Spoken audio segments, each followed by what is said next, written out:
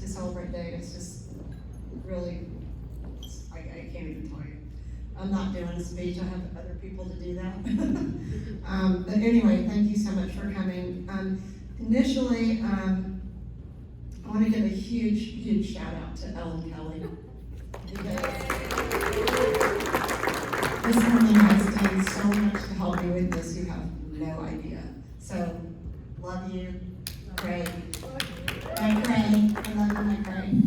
And also, I wanted to, I think most people know this, but we did do a celebration of Life for Dave a couple of weeks ago down in Florida. So all of Dave's family came in.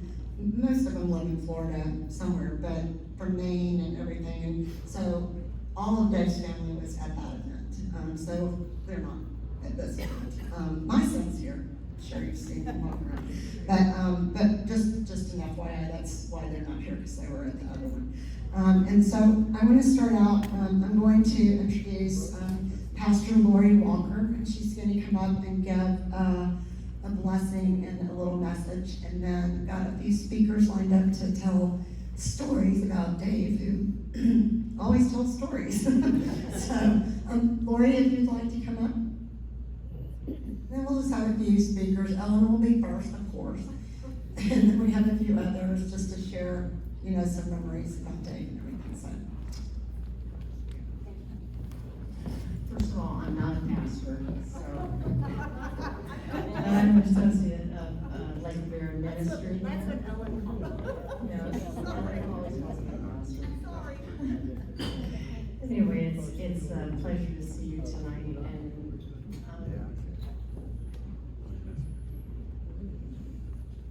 the great thing is we were neighbors when Alex lived here at Lake Quivira, and then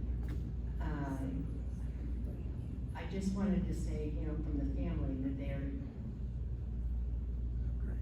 just so happy to have each of you here and sharing in this celebration of life. And I've been honored to just say a few words, and I'd like to say first and foremost that Dave absolutely loved and cherished his family. He also treasured all the friends, huge amount of friends that he's had made over the last, his whole life. He's a friendly guy. He loved meeting new people. He loved the people he worked with. And he loved life. And although it's not a secret that he wasn't a churchgoer, Dave was a Christian. And it's a great comfort to know that his body is whole now, and he's in the loving arms of his Heavenly Father.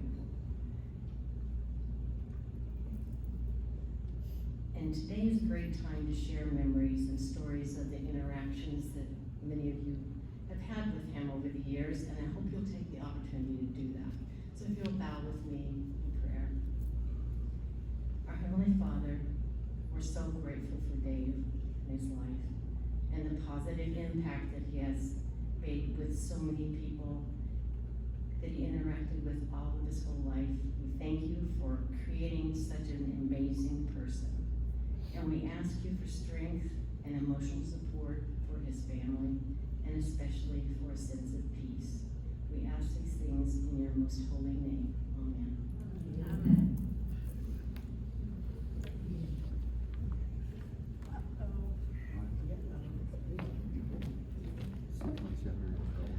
you are holding the microphone. Hey, everybody. Well, let's get this celebration started, shall we? I mean, that's what we're here for. Hey, Dave, we've got the bar set up. Oh.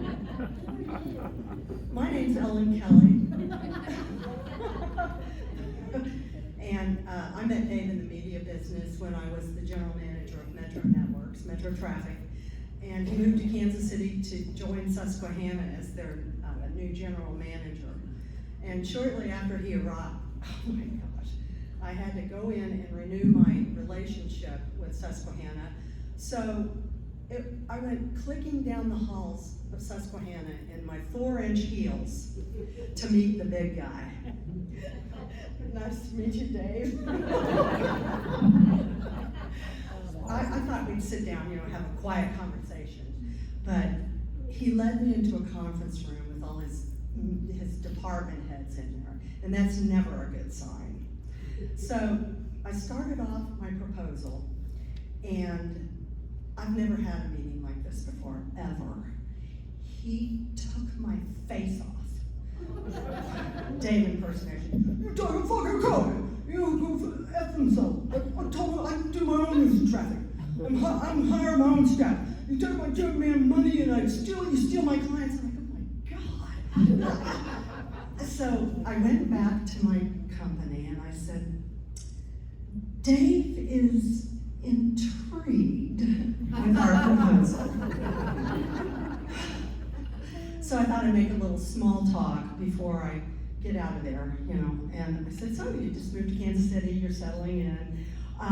What's going on? And he said, I bought a house. I said, oh, that's great, you bought a house? I said, where are you gonna live? And he said, I bought a house at Lake Quivira. Terrific. That's where I live. No. I had no idea what a blessing that was. So we started running into each other out at the lake, and eventually there was a group of us, and we'd hook all the boats up, and I had so much fun getting to know Dave.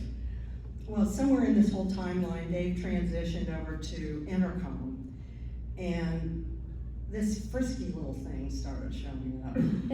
It's Angela Steele.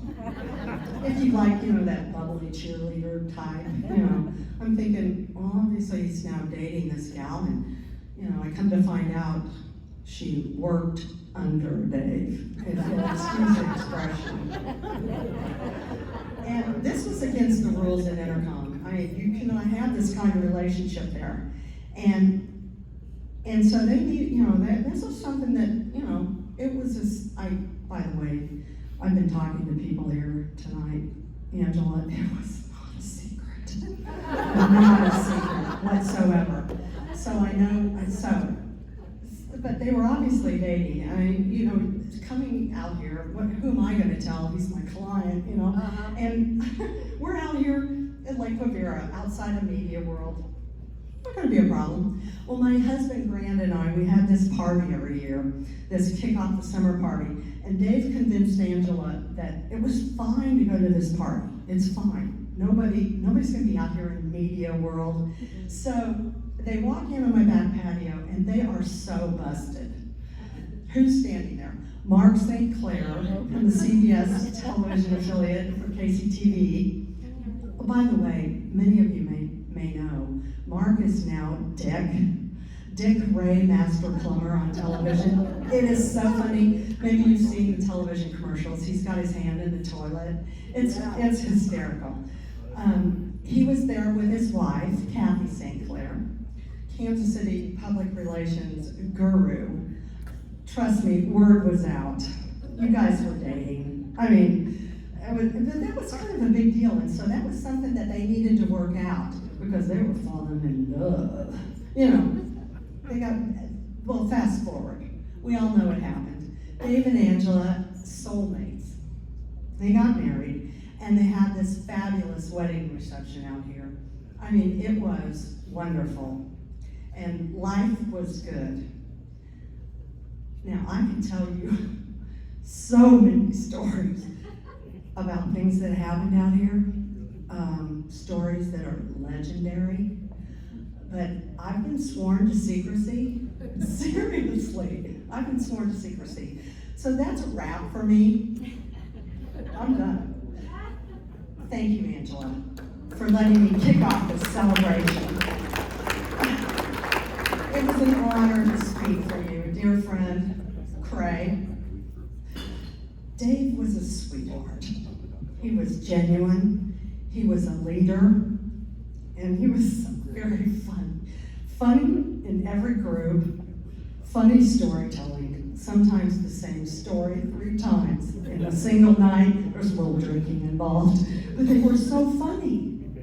So I'm sure I share with all of you this evening that we lost a great man and a great friend way too soon.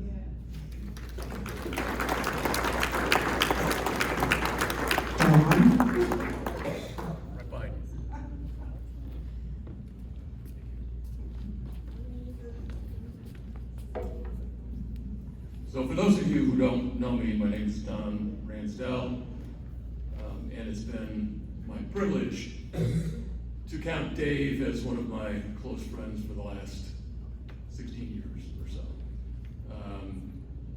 Dave and I met shortly after I moved here from Arizona in 2010, and I met my wife Laura. Laura lived at Lake Quivira, so I met a lot of Quivirians at the same time. It's like a deluge of Quivirians. I waded through it, and so I met Dave, and Dave and I were both in media. Dave, as you know, was in radio, I'm in publishing, and so we have a lot in common and a lot to talk about right away. And we talked a lot about the business. It took me probably 25, 30 minutes to realize that Dave knew just about everything there was to know about the radio business. I mean, his body of knowledge was just incredible. And he grew up in the radio business, right? His father was in radio. Radio was in Dave's blood, and he loved it. And so he had my immediate respect just from that body of knowledge. And so as I got to know Dave better, and I never worked with Dave, but it became clear that Dave was an excellent business leader. And I lead a media business, and I kind of know what it looks like. He had a clear vision for the success of the business. He could clearly articulate it. He cared deeply about his people. I think he had their respect. He was driven but not obsessed about the business. He worked hard, but he made a lot of time for his friends and family. And he had my admiration for the way that he handled the business and the business acumen. He obviously, as you know, prospered with the business, and the business prospered because of Dave. He took on more and more responsibility, and by the time he moved to Florida to run the family radio business, he was responsible for all of the CBS network stations in the Midwest. Big job. And so he moved to Florida, and that station wasn't in the best of shape. He made some changes right away. You can correct me if I'm wrong. Angela, wherever you are. People fill out a CRM. Sorry? People that have been working there forever, they've never had to fill out those projections. Yeah, that's terrible. Horrendous. Anyway, so he took the reins of that station and got it into shape, and then he worked to execute a liquidation event, which is not easy, and he sold that business, and finally he was able to retire. And I was happy for him. I was thrilled for him. And he had my admiration as a business leader and the things he accomplished in his professional life. Now, I think about Dave every time I vacuum, which admittedly is not daily, but it does happen with some regularity. And that's because when Dave was younger, young enough to live at home, but old enough to party regularly, he would come home late at night, having had a few, and he'd be in bed in the morning, kind of sleep it off, massive hangover. His mother would come in, never yelled at him, never lectured him, but she chose that time to vacuum. Right? And she vacuumed every inch of his room, and she smacked every bedpost and every piece of furniture that was on the floor, and she tortured Dave the entire time he was trying to sleep off his hangover. So now, every time I vacuum, that's what I think of. So it seemed to me that Dave was a true gentleman. He just seemed to be a proper gentleman, as you would say in the UK. He was well-mannered, he was polite, he was self-deprecating, he was kind, generous, brave, clean, thrifty, he never had a bad thing to say about anybody. You don't find people like that, I don't think, every day. And beyond that, Dave was fun. He was just a joy to be around. We spent a lot of time, Laura and I, with Dave and Angela. Most of the time was drinking and talking and drinking and talking and drinking and talking. It's just a question of where we drank and talked, restaurant, deck, boat. But he was just a joy to be around. And when I was with Dave, it was like there was nobody else in the world. We just had a great time together. Time flew by.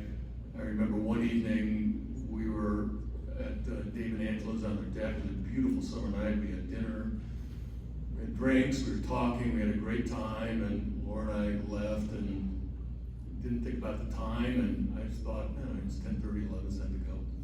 We got in the car, it was 2:30. Shit. And that's when you know you have a good friend, when you're spending that kind of time and it just flies by. And it's just a shame that he's not with us now and you can't have that kind of an experience. I'll miss him forever. I know many of you will as well. I'll think of him often, certainly every time I vacuum. And love you, brother. Sorry you're not here. Okay, Bill.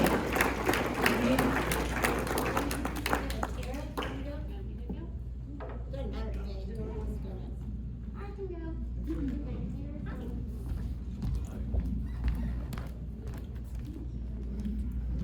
Hello, everyone.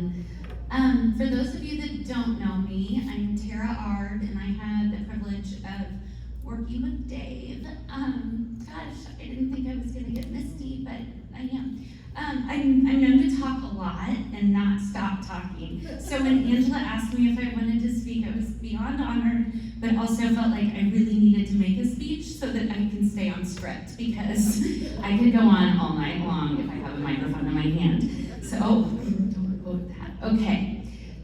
So, when I was trying to figure out exactly how to depict Dave in my experience, which is extremely unique, I had the opportunity to work with him, but also become a friend of his and Angela's over the years. And so I just really thought long and hard about how to really begin today. And for me, like many of you in this room, this isn't just remembering a leader in the radio industry, it's remembering someone that helped shape various careers, challenged me, and became a true friend along the way for so many of us in the room. And if we're being honest, which I know Dave would absolutely insist on, he wasn't always the easiest guy in the room. And he was strong, he was opinionated, he was direct, he knew exactly what he thought, and he didn't spend much time softening it. In radio, Dave was respected, and yes, sometimes regarded as a bit of a hard ass. I know I ran into a few of those moments through the years. But there was one thing that we all understood: Dave cared.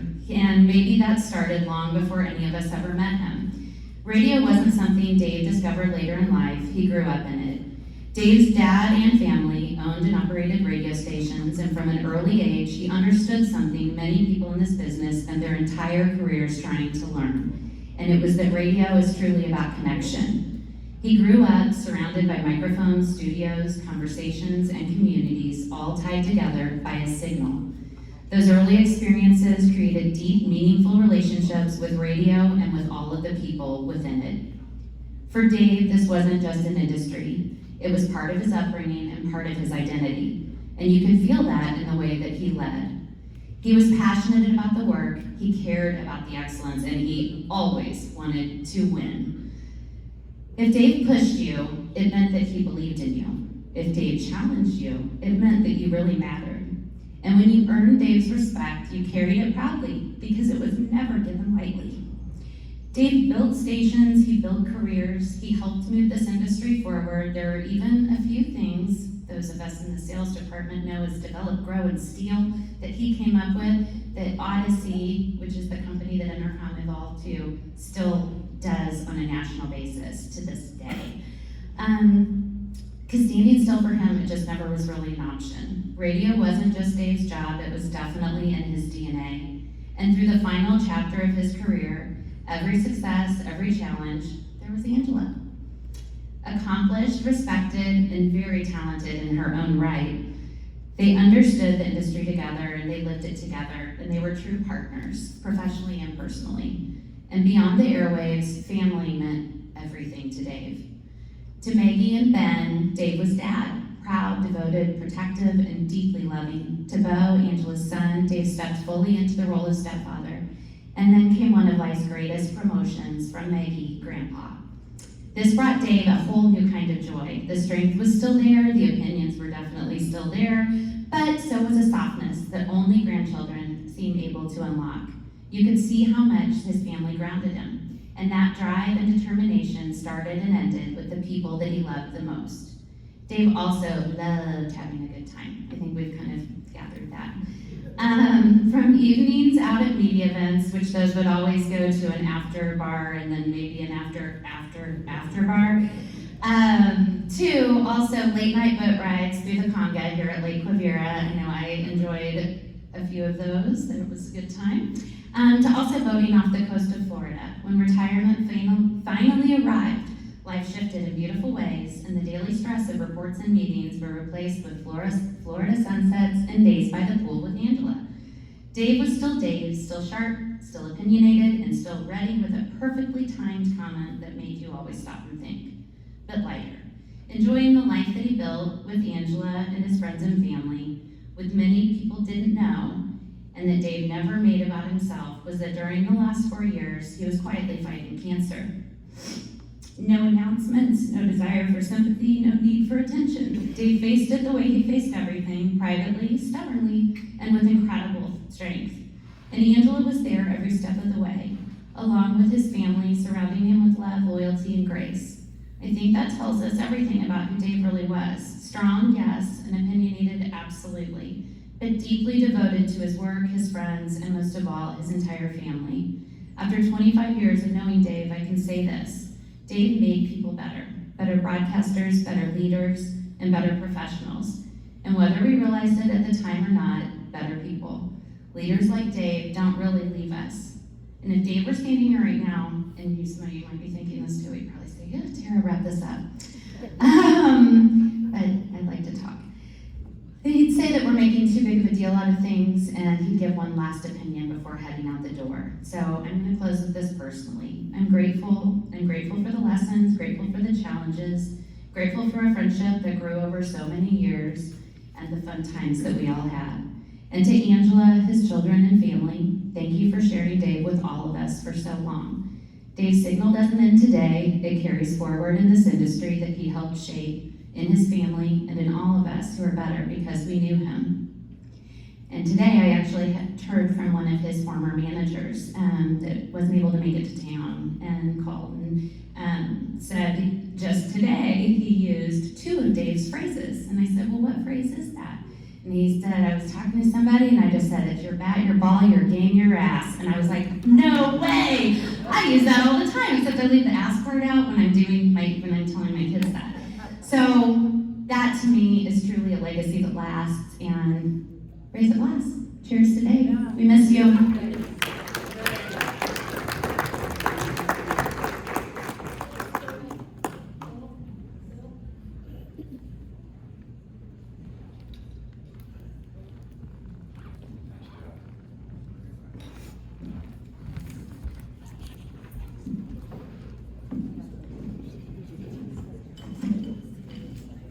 Hi, I'm Phil White, and I didn't know Dave for most of my life, but when we met, we connected to the hip, and it was all about music. And when I found out that Dave Worley was a bottom feeder, I know this half of the room knows who the bottom feeders are. This half, the bottom feeders, are a world famous band that has kept 4th of July going for many, many years out here.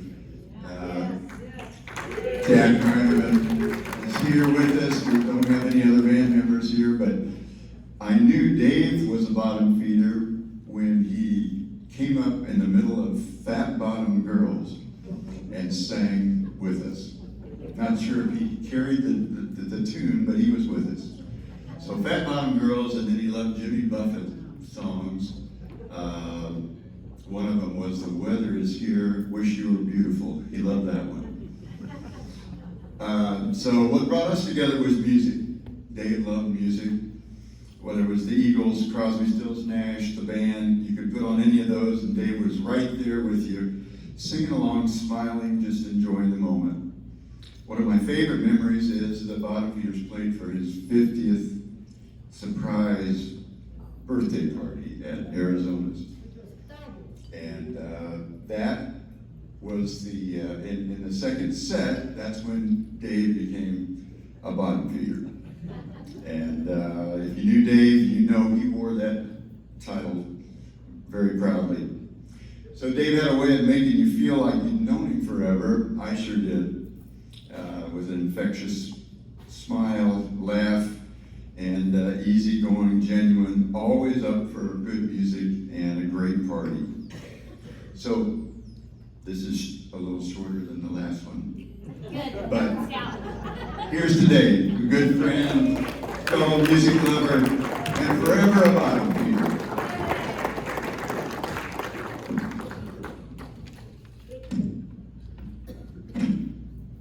Thanks, Bill. You bet.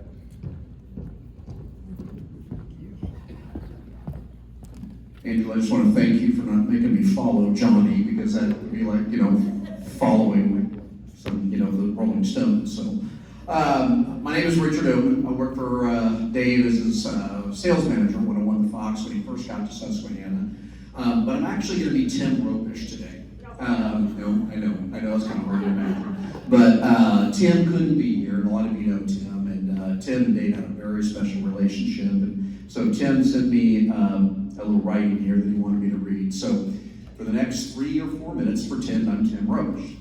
Actually don't, please. Just so this is his words, not mine. All right, so Tim says, I first met Dave Alpert in the fall of 2003 when he moved to Kansas City to work for Susquehanna, and I was his inherited director of sales.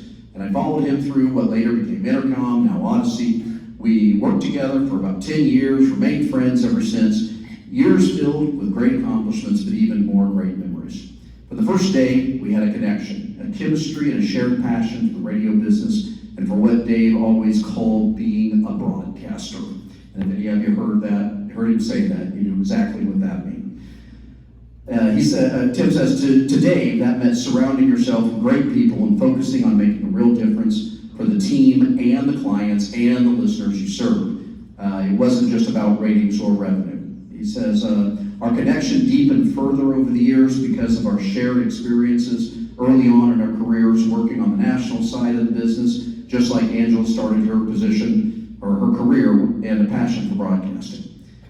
Getting to meet his father, Norm, and hearing about his career brought an even deeper appreciation for where Dave's passion originated.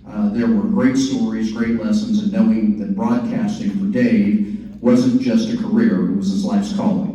There are so many memories and so many people connected to that time that it's impossible to cover them all, but some moments stand out, from the launch of Jack FM to Dave making me, Tim, general manager of KCMO FM and to lead the team and making its transition into classic hits. He was never afraid to make bold decisions.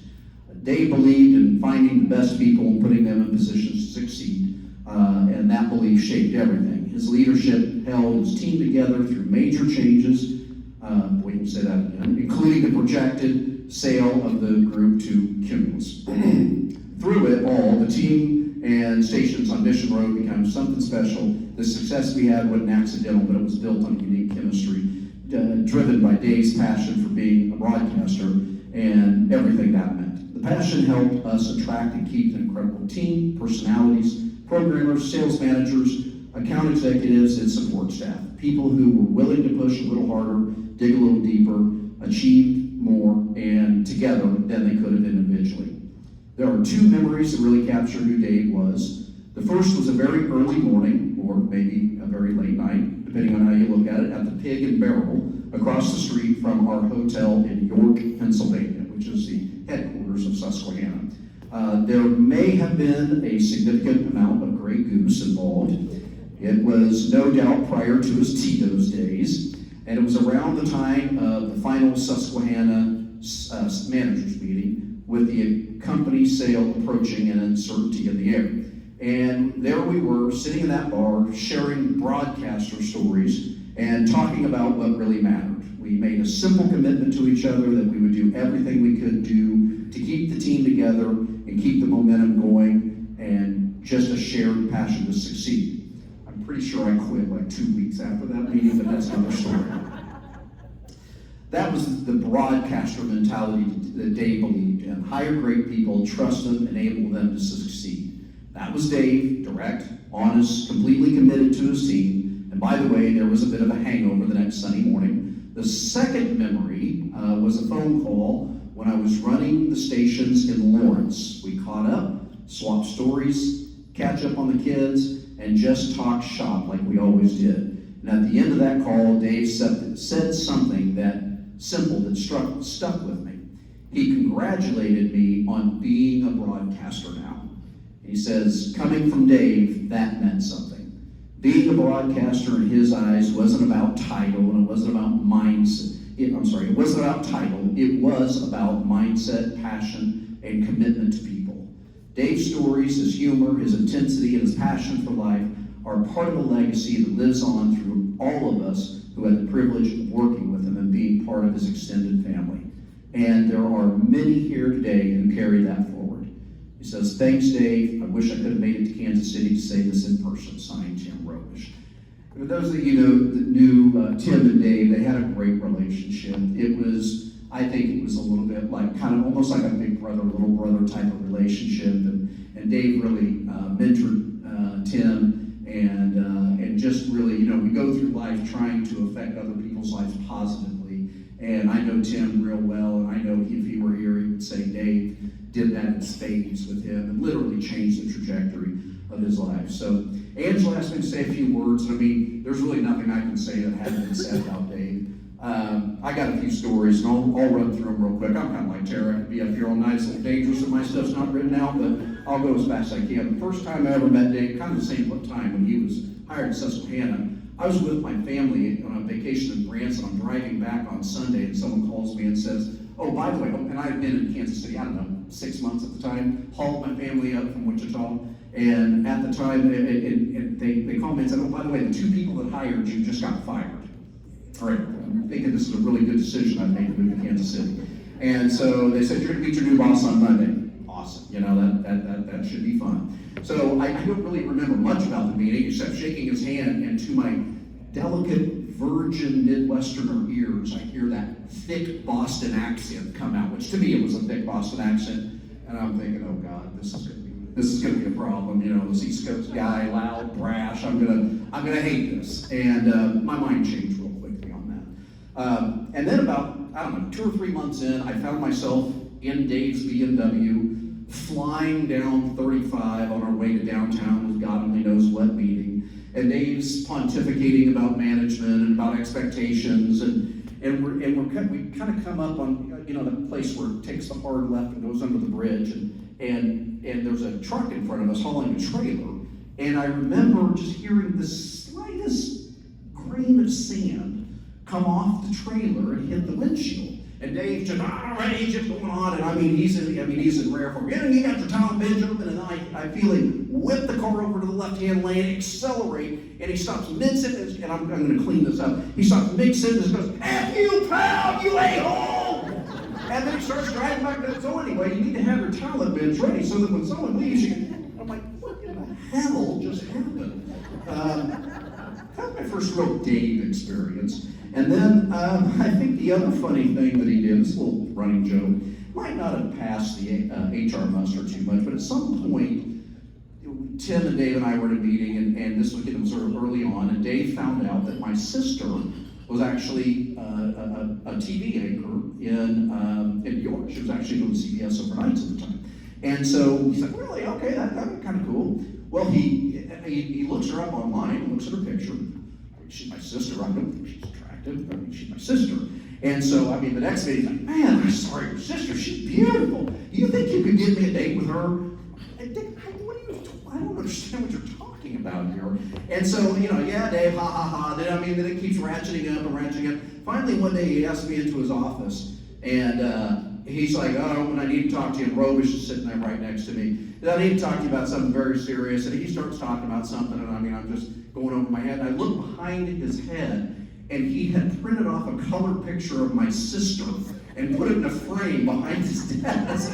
I'm like, come on, Dave, really? You know, like I said, I don't know if that passed HR muster. I guess the other funniest thing I ever heard him say was, we were in the men's bathroom. I promise it's clean. We were in the men's bathroom. I'm washing my hands. Dave comes, you know, stomping in there. And we had just had a meeting about Miller Kaplan. It didn't go too well, as you can quite imagine. I'm washing my hands. Dave comes in and he goes, I'm going to do with this Miller Kaplan what it deserves to be done with it. He goes into the stall and shuts the door.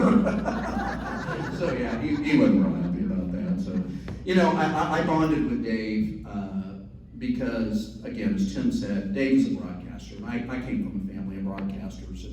And, you know, we've all been in this business long enough to know there's a lot of jackasses in this business, in management. I mean, there's a lot of people, you know, as they say in the country, that couldn't find their ass with both hands. And so it was such a breath of fresh air to work for a guy like Dave that ran things like my dad ran things.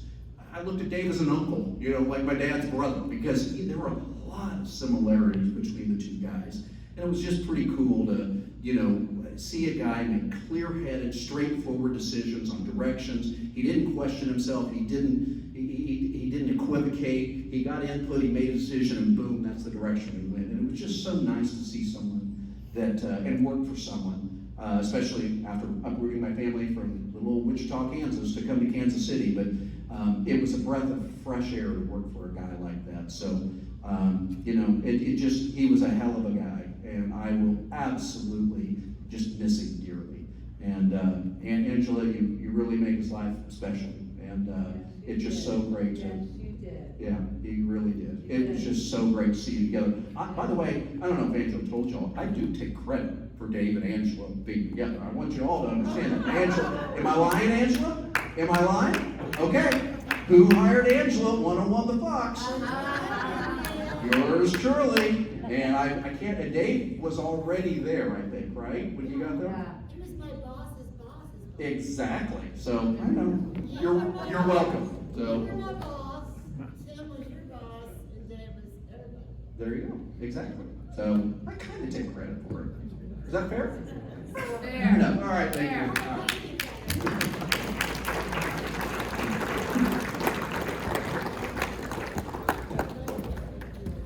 Unexpectedly, my son's going to say that.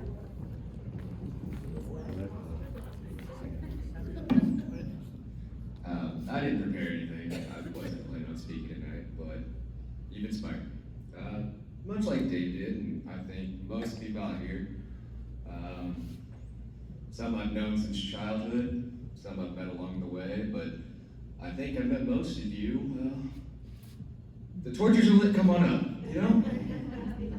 And I remember Dave very fondly on that deck.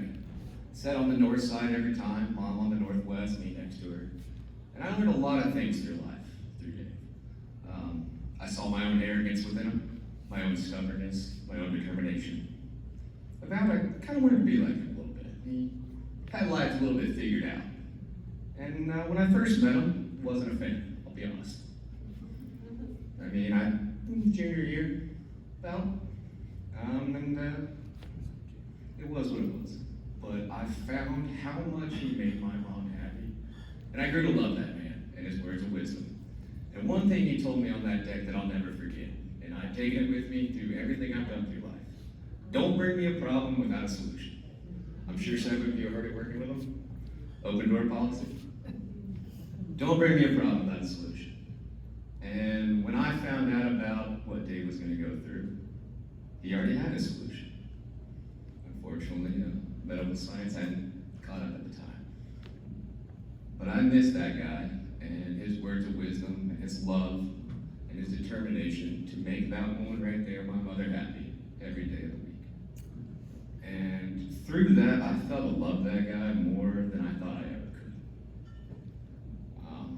didn't expect to get choked up, but that man, he made an impact in I think all of our lives in a better way that most would carry with me. Words of wisdom, little quips, nights out at the bar. We've all had moments with Dave that we'll never forget. And I think tonight, let's pretend the tiki torches are lit. Come on up, have a drink, say hello. Let's share those stories, and let's celebrate this man for what he really was. Thank you. So all cheers for the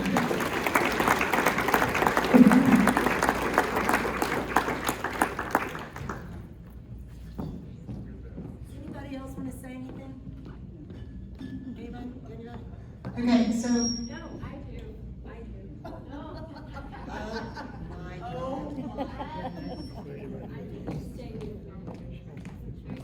Okay, Hattie. Hi, my name's Lauren White, and I'm the wife of the bottom feeder over there. And I, like another speaker tonight, I can talk 20 minutes to a wrong number. So bear with me, but I really wanted to say this. And I mean, we met Dave late in his life. And he was just so special and so generous, and we really loved Dave, but I love Dave mostly because Angela loved Dave, and I love Angela so much. And you guys, what a gift that she gave all of us to travel from Florida to come here and do this beautiful celebration of life so we could all celebrate Dave and have closure together and show our love for him and just make it really special for us. And so I just want us to all raise a glass to Angela right now and say, you go, girl. We love you. And we're here for you. Every single person in this room. I love you. Here you go. Angela, right here. I got this. I don't need that mic. story. You know damn well I don't need that mic. Story and First time I met Dave, he looked my husband directly in the eyes. He goes, "God damn, you outkicked your coverage." Alan didn't miss a beat, and he goes, "Well, what the fuck did you do?" That was our first introduction. I will say 100%, fucking hands down, the love that you and Dave had in each other was insane. That guy adored you, cared for you. It's not that you didn't do the same for him, but at the same time though, the way he looked at you wouldn't melt anybody's heart. But I'm just saying, just remember that they all kicked their coverage. Anybody else? Okay, so unbeknownst to Dave and me, Dave's nephew, down in Florida, come over quite frequently. Dave's younger brother, his dad died in 2018, so when we moved down there, he really wanted to get together with Dave a lot and talk and all that kind of stuff. So Dave was a storyteller, right? No way. Yeah. So unbeknownst to me, his nephew recorded Dave telling stories. So I have 3 that are just audio. And I'm just gonna play them, you guys can talk, whatever. Some of you probably have heard this story before. One of them is about when Dave and his dad were building the tower in Naples. And the construction crew gave Dave a ride on the ball. It's a ball, like a big wrecking ball kind of thing. And it's about the story about riding the ball and coming back down, and the party that ensued thereafter.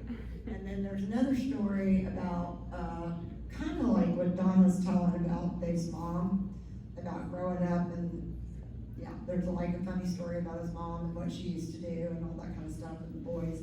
And then there's another story, the beginning of the audio is actually Vince Gill. Dave was in Nashville, and he and Vince Gill and Justin Timberlake and some TV manager were playing in a golf tournament together. So he tells a story about that whole golf tournament, and it's pretty fun. So there's just 3 stories, but it's Dave's voice.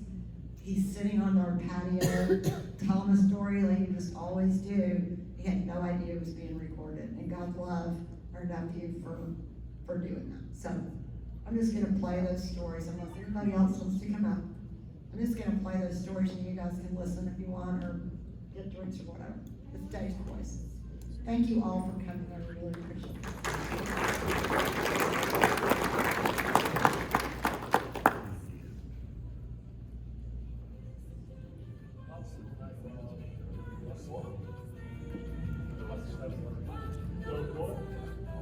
We get a weird sex tape playing, that's gonna be awesome.